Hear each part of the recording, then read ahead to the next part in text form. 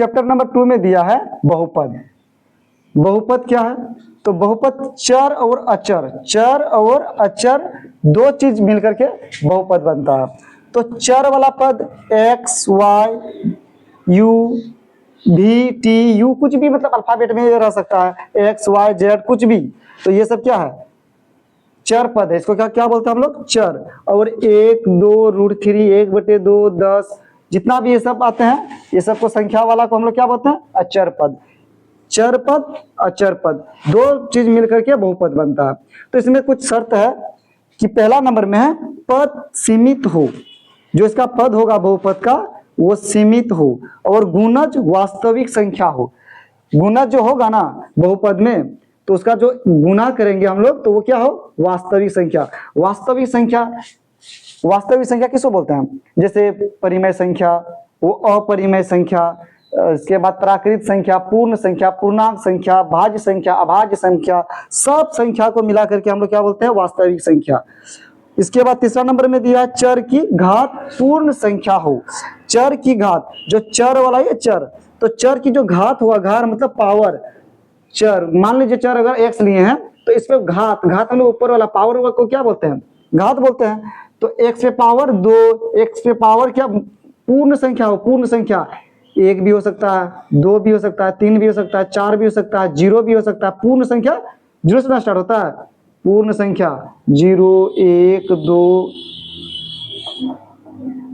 पूर्ण संख्या 0 1 2 3 4 dot dot करते करते कहाँ? इन्फिनाइट तक, है कि नहीं? ये कहाँ तक चल जाते हैं? इन्फिनाइट तक। तो ये चर की घात पूर्ण संख्या में हो, तो ये पूर्ण संख्या में जो जितना भी पावर होगा ना सब पूर्ण संख्या में होगा।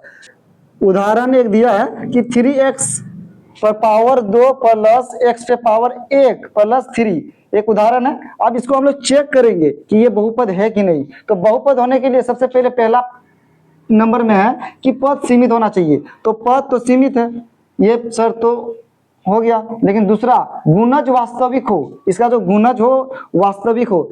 ये चर है, चर के साथ जो एक्स, ये जो चर के साथ में जो गुना हो रहा है ये वास्तविक संख्या होना चाहिए। अगर ये वास्तविक संख्या है तो सही है। तो वास्तविक संख्या 3 भी है 9 भी है, तो ये क्या है? वास्तविक संख्या है, तो ये भी ठीक है। आगे चर की घात पूर्ण संख्या हो, पूर्ण संख्या, इसका जो घात है पावर जो है ये पूर्ण संख्या होना चाहिए। तो ये दोनों भी पूर्ण संख्या है, तो ये भी सही है। तो ये एक क्या है? ये एक बहुपद है। इसको दूसरा उदाहरण जैसे 3x पे पावर 3 प्लस 2x पे पावर 2 माइनस x पे पावर 1/2 प्लस 2, इस तरह का एक उदाहरण ले लेते हैं और इसमें हम लोग चेक करेंगे कि पद सीमित है। क्या इसका पद सीमित है? नहीं है सीमित, तो ये फॉलो नहीं करता है, ये एक बहुपद नहीं है। फिर दूसरा हम लोग चेक करेंगे गुणज वास्तविक हो, तो इसका जो गुणज हो, गुणज जो है ये क्या होना चाहिए? वास्तविक होना चाहिए। तो ये तो वास्तविक संख्या है। फिर चर की घात पूर्ण संख्या हो, तो चर की जो घात होगा ये घात पूर्ण संख्या है। तो ये दोनों पूर्ण संख्या है, लेकिन 1/2 पूर्ण संख्या नहीं ना है, तो ये बिलोंग्स नहीं करेगा किसमें? होल नंबर, होल नंबर में। तो ये एक पूर्ण संख्या नहीं है, तो ये क्या? ये बहुपद नहीं है। अब एक नंबर, किसी बहुपद px के लिए y बराबर px का ग्राफ नीचे आकृति 2.10 में दिया है। प्रत्येक स्थिति में px के शून्यकों की संख्या ज्ञात कीजिए। तो px किसका? y बराबर px हम लोग ज्ञात करना है, y बराबर px ज्ञात करना है। यानी y बराबर p, x का मान ज्ञात करना है। क्या? x का मान, कि इसमें जो x दिया हुआ ना, एक नंबर में दिया ना x, तो ये x जितना भी है x में रहेगा उसको हम लोग ज्ञात करेंगे। y वाला को ज्ञात करने नहीं करना है, हम लोग को x का ज्ञात करना है। तो x को ज्ञात करेंगे, तो यहाँ पे जैसे px, तो px के जगह में 1 भी हो सकता है, 2 भी हो सकता है, 3 भी हो सकता है, इस टाइप का आएगा अभी यहाँ पे। तो px के शून्यकों की संख्या ज्ञात करना है, तो हम लोग क्या ज्ञात करना है? शून्यक। तो यहाँ पे देख रहे हैं कि इसमें एक भी शून्यक नहीं है।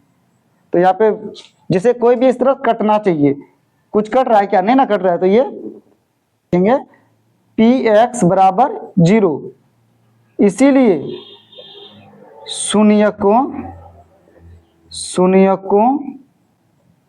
की संख्या इसमें शून्य की संख्या क्या हो जाएगा, 0। कुछ कटा है क्या, नहीं ना, तो शून्य की संख्या 0 हो गया आंसर। उसी तरह इसमें हम लोग देखेंगे पी एक्स बराबर, तो इसमें कितना बार कटा है, एक्स में एक बार कटा है ना, तो यहाँ पे 1 लिख देंगे, तो पी एक्स बराबर 1, तो यहाँ पे लिखेंगे इसीलिए शून्यकों की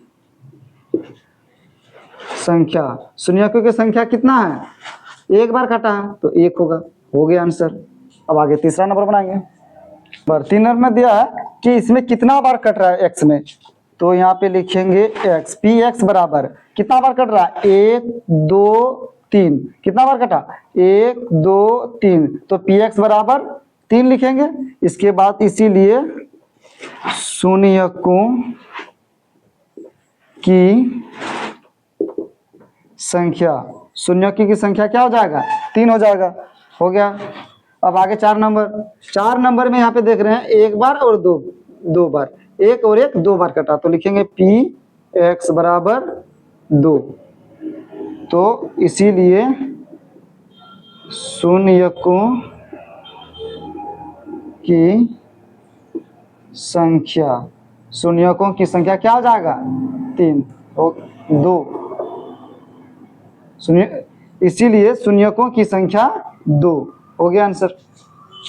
5 नंबर में 1 2 3 और 4 बार कटा है, तो पी एक्स बराबर 4 हो जाएगा, इसीलिए शून्यकों की संख्या, शून्यकों की संख्या, शून्यकों की संख्या कितना हो जाएगा, 4, हो गया, खत्म। अब आगे हम लोग उसी तरह 6 नंबर का बनाएंगे। थोड़ा सा 6 नंबर में ध्यान दीजिए कि यहाँ पे एक बार कटा, अगर ये पार हो जाता, पार हो करके फिर से इस तरफ जाता तो 2 बार होता, लेकिन यहाँ पे टच किया है, पार नहीं हुआ है, टच किया है, तो यहाँ पे कितना होगा, इसको 1 ही गिनेंगे और इसको 1 गिनेंगे। अगर पार हो जाता, अगर इस टाइप का रहता तो यहाँ पे 1 और यहाँ पे 1 गिनते, लेकिन यहाँ पे पार नहीं हुआ, यहाँ पे क्या पार हुआ, नहीं ना, पार नहीं हुआ, तो यहाँ पे सिर्फ टच किया है, तो 1 और 1 कितना, 3, तो पी एक्स बराबर 3, इसीलिए शून्यकों की संख्या 3 हो गया।